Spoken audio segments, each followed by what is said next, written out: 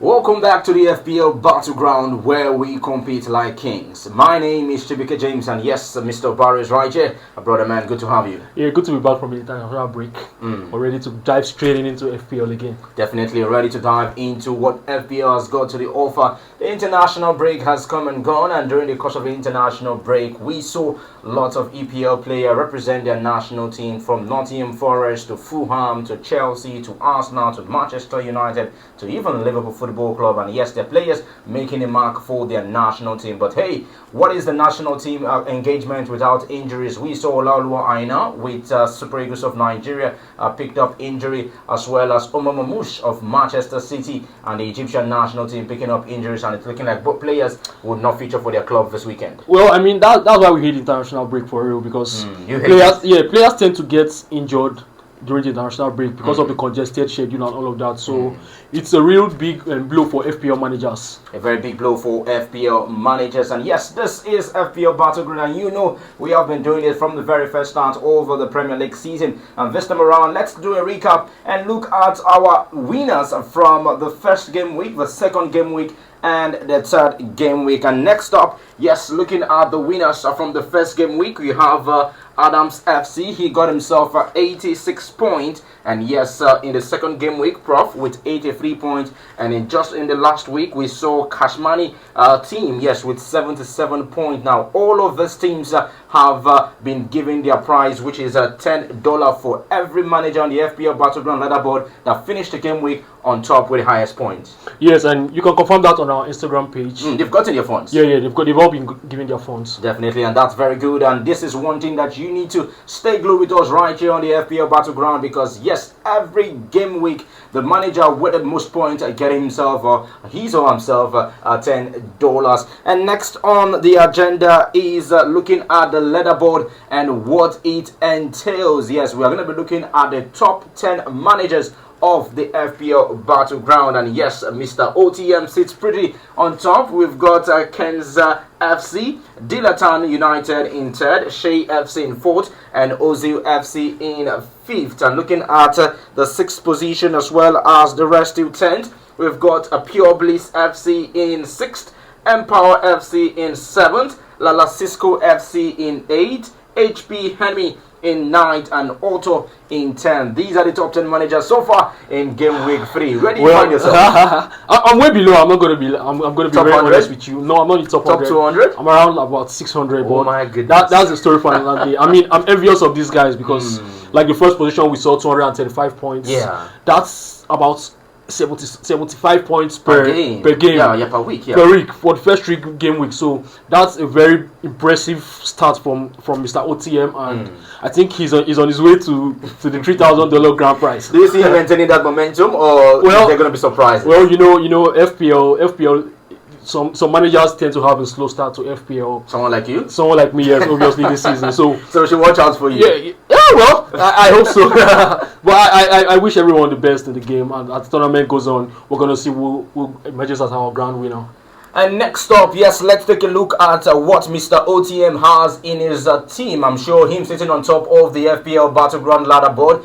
There are some managers who can take a cue from the players that he have selected. And looking at game week 3, he got himself a 70 points, and which is very, very huge for FPL managers. In goal, he went for Nick Pope of Newcastle United. There is also the man Ruben Diaz of Manchester City, Dan Bowen of Newcastle United, Cucurella of Chelsea Football Club. What do you make of this defensive partnership? Well, I think he has a very good defensive line, although I've seen a lot of managers this FPL season going with a 5-man defense because of the defensive contribution rule. Yeah. They tend to get more points from the defenders, and so his defense is very okay. Cucurella, very impressive for Chelsea. Dan Bowen is a very strong. He's in a very strong Newcastle side who knows how to keep clean sheets. So he has a very good defense. How many managers are going for Marc Cucurella this season? Is it because Chelsea have a very formidable defense, or Cucurella is just arguably the first left back for Chelsea? Cucurella is first of all the first left back for Chelsea, and then he poses a lot of attacking threats. He's someone that, if you watch his game, you're going to see that he's always trying to put in crosses into the box, and he's always finds himself in good shooting situations. So that's why a lot of managers are going with Cucurella. All right, and they're looking at the midfielders. He's got with Moises Caicedo of Chelsea, Ismail Assar of Crystal Palace, Bruno Fernandes of Manchester United, and Mohamed Kudus of Tottenham Hotspur. These midfielders are pretty much solid. Well, it's a very nice random choice from him. Not a lot of managers have Ismail Issa on their team, and he's a midfielder that I really adore very well come this FPL season, because he's someone that's very underrated in the FPL game. And with the absence of Eze from the team, he's gone to Arsenal. With his absence now, he's the main man. Yeah, he's almost like their main attacker right now. So he makes things happen. Yeah, he makes things happen, and also he's very good defensively. So very solid midfielder he is. A very, very solid midfielder. And looking at the attacking option, João Pedro of Chelsea Football Club, Chris Wood of Nottingham Forest, and the ever consistent Helen Brute Allen. These players make up his attack. Well, I mean, João Pedro is a wonderful player. He's someone that I regret not having in my team, and that's proving costly for me, because he's owned by about 60% of managers, and when he performs well, the managers enjoy. Those of us that don't have him tend to suffer a lot. So he's having a very, very wonderful start to the season, and we still expect more from him, a lot more. Very much expect more from him. But let's look at his team. Okay, 3 Chelsea players, 2 Manchester City players, 2 Newcastle players, 1 Crystal Palace, 1 United, 1 Tottenham, and 1 Nottingham Forest. Is this the trend for FPL managers spreading their players across the different teams, or just stacking up your team with a certain club's player? Well, I'll speak from my experience, because I have a lot of players from Liverpool, and that has turned out badly for me this beginning of the season. So I think it's best now to spread your team over the EPL teams, because you tend to get more points from that. You tend to get more points. And looking at next right here on the FPL Battleground, let's take a look at our individual teams. Well, my team and Obaro's team. And first up, the HIT begins at home, right? So I'm going to start with my team. And this was my team for Game Week 3. Yes, I had to play my free hit because of injuries to some key players I've got in my squad, and knowing that the international break is coming up. And yes, I went with David Raya of Arsenal in goal, Van der Ven of Tottenham Hotspur, Marco Kurella, and Gabriel Magalhaes of Arsenal Football Club in midfield. I went for Morgan Gibbs-White of Nottingham Forest, Pedro Neto of Chelsea, Mohamed Kudus of Tottenham Hotspur, and Harvey Barnes of Newcastle United. And up front with my captain João Pedro of Chelsea, Victor Gyökeres of Arsenal, and Erling Haaland of Manchester City. Yes, well, I didn't do so much, but then 47 points, which is 1 point below the average,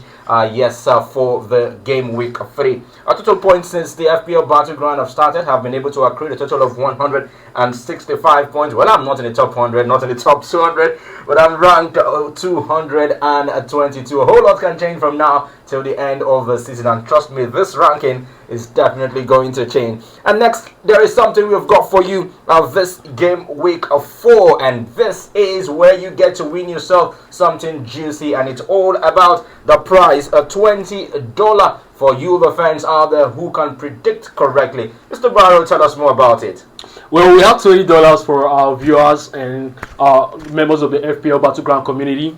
You can win yourself $20 this weekend if you can predict the FPL points for the players here this week, game week. We have Mbeumo and we have Szoboszlai. Predict the exact points. Yeah, predict the exact points. You have Mbeumo, you have Szoboszlai, you have Watkins. Yeah, it's pretty much easy. So I know what Mbeumo will get. If just save it, don't give them a hint. So if you can predict that correctly, then you stand yourself a chance of winning $20 for the weekend. Well, free for you, yes, if you can predict the point of this respective player. Bryan Mbeumo of Manchester United. Yes, it's going to be a Manchester derby, and Bryan Mbeumo definitely is poised to start that game, yes. And Dominic Szoboszlai, fresh from scoring the winner between Liverpool and Arsenal Football Club, yes, before the international break. He is one player that we'll be setting our eyes on. And yes, Oli Watkins, Aston Villa are the only club in the Premier League that are yet to score a goal. And could that change this weekend? If that is going to change, and trust me, they have to look at their key striker, and that is Oli Watkins. So what point do you think all of these players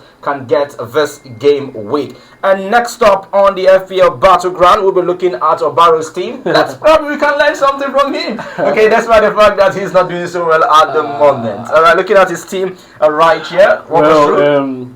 I had a lot of regrets for this game week because your name said Barry the underdog. So I'm still the underdog. I mean, I still have I still have a lot of faith in my team because it's still game week 3. We have 35 game weeks to go. So it's still very United is still very young. 90 points for the next 35 games. We're gonna see. So I doubled up with the Spurs defense, which didn't really turn out well because they considered a very, very early goal against Bournemouth. That cost me dearly. Then coming to my midfield, the 3 Musketeers of Liverpool. And looking at your bench, nothing. Yeah.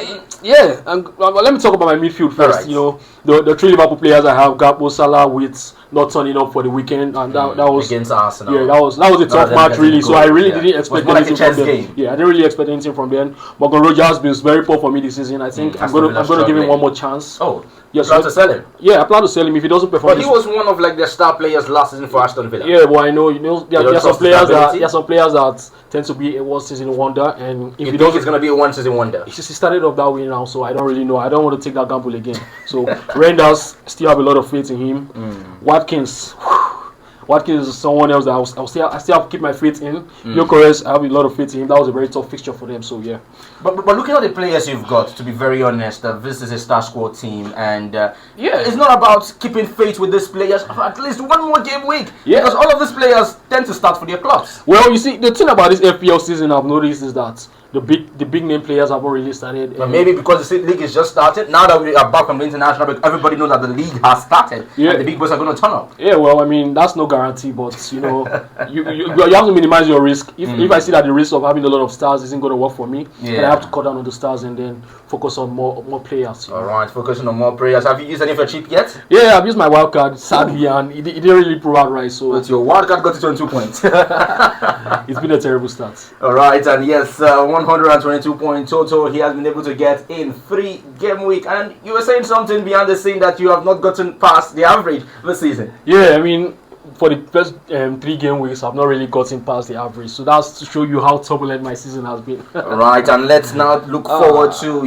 the point per game. Let's get to look at how some of the stars in the Premier League fared last season and what we should expect this season. Okay, because as you prepare for the match game week 4, I'm sure these are some of the facts that you should look out for, because yes, it might be different season, but these are the same players and they are playing for their respective clubs. Now, looking at Mo Salah, remains with Liverpool Football Club, signed a new contract. Last season, he was given FPL Managers an average of 9 points per game. Well, yes, I mean, Mo Salah is a blessing to FPL. I say that because... But this season, is he a blessing? Well, he hasn't started off so bad. He's not the main man anymore at Liverpool. Well, I think you're getting that wrong. He's the main man at Liverpool because he's still the main attacker. He's still the one the team looks up to. He's still the one that's on penalty duties. So he's still the main man. It's just that he has a lot of new attackers coming in. The whole system has changed. Florian Wirtz, Gakpo, Florian Wirtz, Ekitike, Isak coming in. So now that Isak is there, don't you think the trajectory is going to change from Mo Salah? Because Isak coming in without a huge price tag, he wants to be the main man. He wants to get all the goals. It's not up to Isak to make that call. You know, Salah is already used to playing with strikers. Even like Darwin Núñez didn't really perform up to expectations, but we always saw Salah giving him those passes to score goals. So I mean, if Isak was at Liverpool last season, I think they would have scored more goals, and that wouldn't have affected Salah's form in any way. So and where does that leave Ugo Ekitike? Well, that's very good. Yeah, that's down to the coach. Wherever it is going to be, Isak or Ekitike, is not going to affect Mo Salah's performance this season. So I expect even if he doesn't get to 9 points per game, he's going to get to at least 6 or 7 points per game. All right, and looking at Haaland, 5.8 point average per game last season. And last season, we would say that it wasn't the best season for Manchester City. Do you think that this is going to increase or going to reduce this season? It's going to increase. You know, Erling Haaland is someone that's acquainted to scoring goals. And fresh from the international break, where he scored 20 goals. He scored 5 goals against Moldova, so that's going to be a very big boost to his ego, especially going into the Manchester derby. You know, I expect him, because last season he had a lot of injury problems as well. He didn't feature in all the matches, so I expect his goals to come up again, and hopefully the Manchester City team stays fit and free from injury, and then the midfield can supply him so he can get a lot of more goals and points. Well, this season we haven't seen Cole Palmer in action for Chelsea very much. 5.8. He was one man everyone was going to. He was like the man who get things done for Chelsea. But so far this season, with the introduction of João Pedro, if Cole Palmer comes in, do you think he's going to hit the ground running? Well, you know, last season Cole Palmer Kopama's role changed from last season. Kopama wasn't really playing so attacking last season in terms of getting goals. He was more of a creator. His role has now been turned to that of a creator, more of a number 10 now. So when it comes to scoring goals now, I think his role is reduced there. So with his injury, we'll wait for him to come back and see how he integrates into the squad again. Because also they have a lot of new players coming in. Estevao, Gittins. These are people that are going to be playing week in, week out. Garnacho. These are people that are going to be playing week in, week out. Delap. So we're going to see how he adapts to that team again. But I know he's still the one on penalty duties. He's still on penalty duties. Well, Liverpool have got themselves £130 million striker Alexander Isak from Newcastle United, and last season he was averaging 6.2 points. And this season, going into a star-studded Liverpool team, do you think he can maintain that? Well, that's a tough question because that goes down to how many minutes he plays. You understand? If he's going to be playing the full 90 minutes, because do you think he's going to be more substituted more with Liverpool? Yeah, definitely, because Liverpool, they already have another striker in Ekitike, and if the coach decides not to start the two of them, I think he's going to be playing about 60 minutes because he's coming in his first season. He's going to be playing about 60 minutes. And Ekitike sharing the other 30 minutes. So that's going to affect his game points average. Well, Watkins have not really hit the ground running this season. 4.9 points he averaged last season. And so far this season, no goals from him yet. It's going to be a slow season for Watkins because, the creators that were there for him last season have all left. Asensio, Rashford, those guys were helping him out. Morgan Rogers still there, but he's watching some new players. Rogers is yet. Sancho. Rogers is yet to get his foot. Sancho is coming in. Harvey Elliott is coming in. Harvey Elliott is a very wonderful player and a very wonderful signing from Liverpool. I think he's going to go straight into that team because if you look at his creative stats from last season compared to the attackers of Aston Villa last season, he ranks third, just behind Asensio and Rashford. And Morgan Rogers, sorry. So he ranks fourth. So he's someone that I think is going to go straight into the creative attack for Aston Villa. And Brandon Mbeumo now with Manchester United. Yes, he has scored his first goal with a Manchester United jersey. He averaged 6.2 points with Brentford, and right now a bigger club, bigger expectations. Well, Mbeumo, when it comes to the FPL terms and his transfer to Man United, I think it's a tricky one because Man United, we don't know what to expect from them just yet, you understand?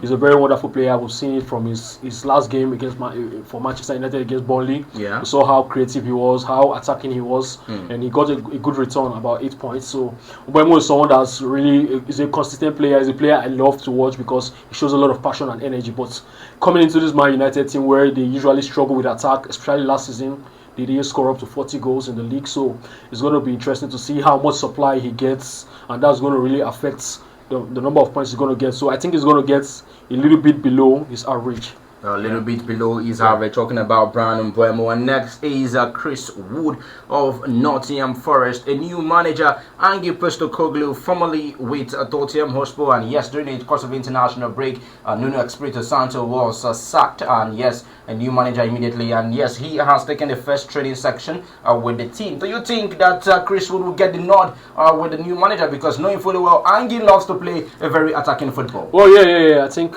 he's going to get a nod. I don't think anyone is going to displace him. He's not going to displace him from the team because Chris Wood has proven himself. He's one with a very big ego. He's one with very big eye for goals. He's one that's very focused and all of that. All they need to do is just get him the ball, and he's going to get you the goals and the points. Well, Gerard Bowen has hit the season running, yes, for West Ham United before the international break, an averaging 5.7 points. Now there is no Kudus, and it's looking like everything that has to do with West Ham is going to be Gerard Bowen.